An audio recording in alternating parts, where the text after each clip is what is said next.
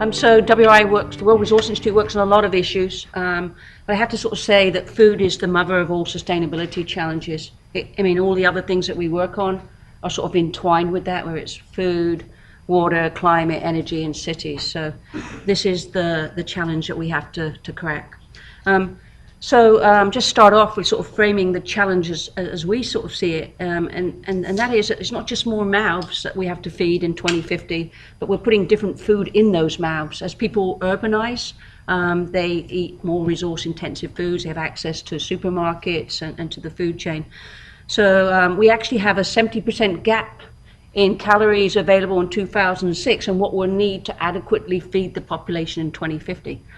70% might not seem a lot, but consider this, in order to sort of fill that gap, yields would have to improve by a third more than they did during the Green Revolution. And if you consider the fact that we've now got a carbon budget that will have to be applied to the agricultural sector, that water is increasingly limited in many parts where there's irrigated agriculture, and we have to contend with the impacts of climate change, achieving that 70% is going to be a tall order by all means. To just put that, so there's no silver bullet to solving that problem. Let me just say that there. This is what we call our killer chart. But we think there are a menu of what we call bronze bullets that can help close that gap. And what you see here is a framework that looks at both production side solutions. So yield improvements, for example, will still need to be in there. There's still parts of the world that we can definitely lift up, particularly sub-Saharan Africa, restoration of degraded lands. But today I'm going to just focus on more of the consumption-based solutions. And we've been quantifying these as we go by, and I'm really delighted that the report actually looks at another one, the issue of food loss and waste. But I'm going to focus on the issue of shifting diets. But it's great that this report is actually looking at both the production and consumption side, because we really need all options on the table for that challenge that I described. So the world is already converging on what I would call Western-style diets, high in calories and high in animal-based protein. Here, what I'm showing you is the average per capita consumption of protein by regions of the globe. And you see the green, that's a share of the protein that's coming from plant-based sources, and then the orange is from animal-based sources. So, and then there's a red line that goes across saying based on the average adult, average weight. I know it's an indicator. That red line is what people need to eat their dietary requirements. And so you see for all regions, on an average basis, are over-consuming protein today. Now, I know that if you went to a country like China, and if we actually had the data to segregate this by urban and rural areas, the picture would look very different.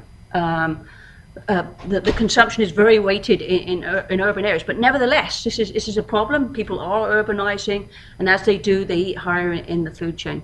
In countries, so on average, the average per capita daily protein consumption today is 68 grams, which is about a third higher than what you need for the average nutritional requirements. In the US, it's about 2/3 higher than what's actually needed.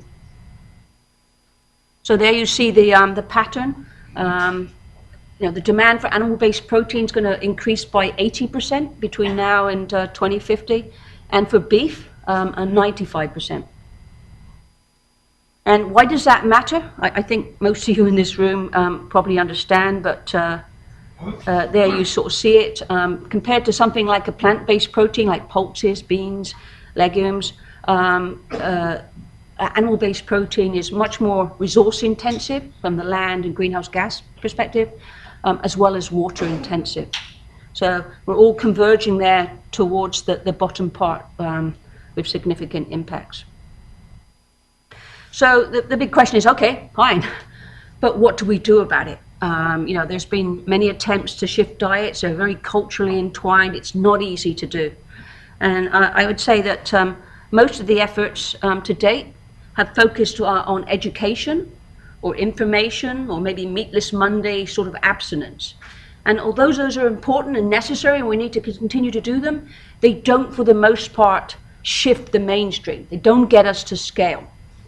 So what we did as part of this effort here that I'm talking about today, is you say, okay, let's take a leaf out of successful shifts that have happened already in the fast-moving consumer good business. So we looked at a dozen different shifts that had happened at scale, from things like the issue of people moving towards free-range eggs in the UK to the complete drop in demand for shark fin soup in China to low alcohol beer. We said, but what can we learn from these successful shifts to inform how we increase the share of plant-based protein in diets? So I just want to emphasize that. I'm not here to sort of say that everyone's got to become a vegan or vegetarian.